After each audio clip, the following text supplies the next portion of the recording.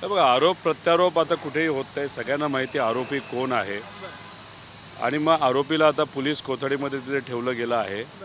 त्याच्याचबरोबर असं कळतंय की राहिलेल्या 3 पैकी 2 जे मारेकरी होते त्यांना पकडलं आहे, पण अजून स्पष्टपणे कुठं अजून कळालेलं नाही.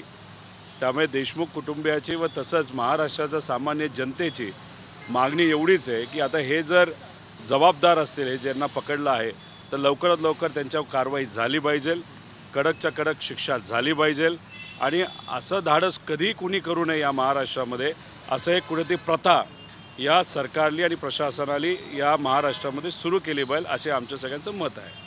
दादा, लाडक्या बहिणीचे ना निकष परत बदलणार नाही. धुळ्यासारख्या ठिकाणी ना काही लाडक्या बहिणीचे पैसे परत सरकारच्या खात्यात गेलेत. जेव्हा इलेक्शन होतं जेव्हा त्यावेळेस सरसकट दिले गेले आणि आता निकष बदलले जातात. सरकार कुठेतरी माघार घेते यामध्ये. केंद्र सरकारने काही वर्षांपूर्वी शेतकऱ्यांसाठी एक योजना आणली होती, ज्याच्यामध्ये दर महिन्याला आम्ही एवढे पैसे देऊ असं त्यांनी सांगितलं होतं. सुरुवातीला सर्व शेतकऱ्यांना पैसे मिळाले, पण टप्प्याटप्प्याने आज जर आपण बघितलं तर 70% शेतकऱ्यांचे पैसे आता थांबलेले आहेत. आता इलेक्शन झालं, बहुमत हे आता भाजपला मित्रपक्षाला मिळालेलं आहे. आता तुम्ही बघाल की हळूहळू टप्प्याटप्प्याने बऱ्यापैकी आमच्या लाडक्या बहिणींना ते योजनेपासून वंचित ठेवतील.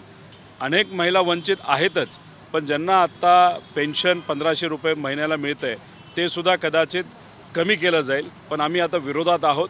आम्ही आमच्या लाडक्या बहिणींसाठी तिथं भांडू आणि जर उगाचच नावं कमी केली जात असतील तर मग आम्ही ते होऊन देणार नाही, याची दक्षता नक्कीच तिथं घेऊ. आरोपी म्हणजे वाल्मिक कराड यांच्यासोबतचे फोटो जे आहेत ते अमोल मिटकरींकडून ट्विट केले जातात. बजरंग बाप्पांसोबतचा फोटो जो आहे अमोल मिटकरींकडून ट्विट करण्यात आला की काहीच समजत नाही की बाप्पाचं खूप अवघड आहे, अशा पद्धतीचं. विषय एवढाच आहे की धनंजय मुंडे साहेब हे आमच्या पक्षातले मोठे नेते होते. आज ते अजितदादांबरोबर आहेत. आणि मग जेव्हा एखादा नेता आपल्याबरोबर असतो त्या नेत्यावर आपला विश्वास असतो.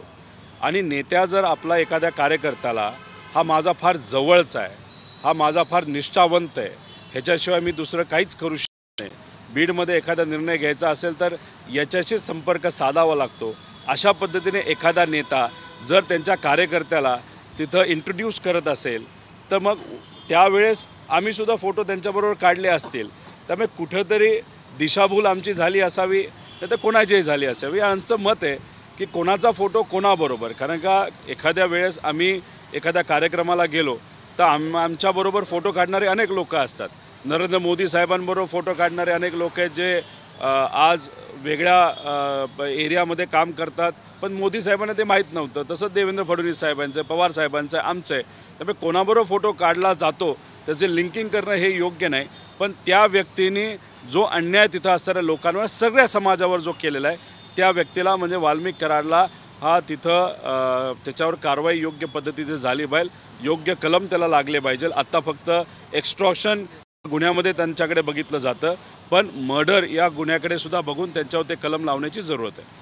पालकमंत्री पदावरून ना सगळा वाद आहे. पालकमंत्रीपद अजून खरं डिक्लेअर झालं नाही. सत्ता स्थापन होऊन मंत्रिमंडळ होऊन एवढे दिवस झाले, पण एका एका जिल्ह्यावरून पालकमंत्री पदाचा महायुतीत वाद. अहो, मंत्रिपदं दिली गेली, पण मंत्री काम करतायत का? ठराविक सोडले तर तुम्हाला दिसतात का कुणी काम करताना?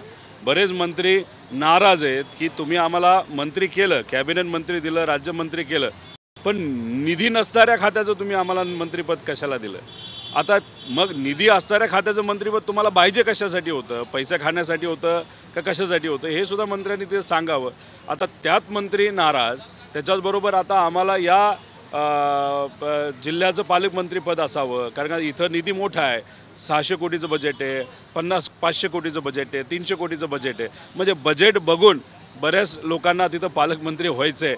म्हणजे काय गडबड चालली हे माहीत नाही. म्हणजे तुम्हाला महाराष्ट्रातल्या जनतेली, ठीक आहे त्याच्यामध्ये EVM वगैरे हे विषय आहेत, पण महाराष्ट्राच्या जनतेली तुम्हाला 222पेक्षा जास्त आमदार निवडून दिले आणि त्याच्यात आज खऱ्या अर्थाने राज्याला सुरळीत दिशेने आणि सकारात्मक दिशेने घेऊन जाण्याऐवजी तुम्ही आज भांडत बसलेला आहात. पालकमंत्रीपदं दिली गेली नाही, DPCच्या बैठका तिथं झाल्या नाहीत का? कारण का सगळ्यांना चांगला पैसा असणारी खाती आणि पदं आणि पालकमंत्रीपदं पाहिजे. दुर्दैव असं की एवढं मॅन्डेट मिळून सुद्धा यांना निर्णय घेता येत नाही. म्हणजे कुठं ना कुठंतरी या सरकारमध्ये गडबड आहे असं आपल्याला म्हणावं लागेल. अशी ते भाजपचे जे नेते आहेत त्यांनी आरोप केला की एनडीएमध्ये जाण्यासाठी शरद पवार आणि उद्धव ठाकरेंच्या पक्षाची स्पर्धा सुरू आहे की सत्तेमध्ये कसं सहभागी व्हायचं. असं कोण म्हणलं? भाजपचे आमदार आशिष देशमुख. आता ते बोलले असतील. आता आशिष देशमुख साहेब हे विदर्भातले येतात, नागपूरचे येतात. आता ते आमदार झालेले आहेत, त्यांचं अभिनंदन आम्ही सगळ्यांनी मिळून त्या ठिकाणी केलं. विषय एवढाच आहे की आता खरंच काय चाललं आहे याचं तुम्हाला माहीत नसेल तर उगाच स्टेटमेंट देणं कितपत योग्य आहे. फक्त बातमी व्हावी म्हणून तुम्ही स्टेटमेंट दिलं असेल तर शेवट तेवढं बोलावं की कृपा करून याची बातमी करा, असं आशिष देशमुख साहेबांनी याच्या पुढं थोडंसं नोंद घ्यावी.